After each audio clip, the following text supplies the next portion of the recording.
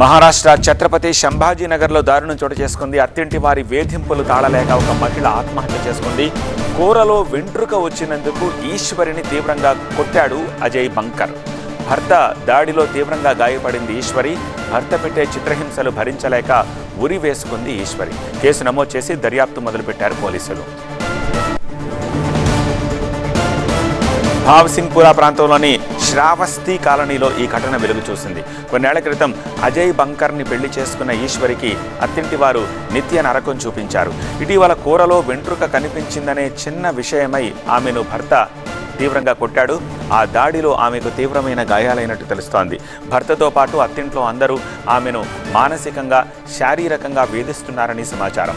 ఈ చిత్రహింసలను భరించలేక చివరకు ఇంట్లోనే ఉరి వేసుకుని ప్రాణాలు తీసుకుంది ఈశ్వరి. ఈ విషాద ఘటన స్థానికంగా కలకలం రేపింది. ఈ అంశంలో ఛావని పోలీసులు ఈశ్వరి భర్తతో పాటు మొత్తం 17 మంది అత్తింటి వారిపై కేసు నమోదు చేశారు. అజయ్ బంకర్తో పాటు 7గురిని అరెస్ట్ చేశారు. మిగతా వారి కోసం గాలింపు ముమ్మరం చేశారు.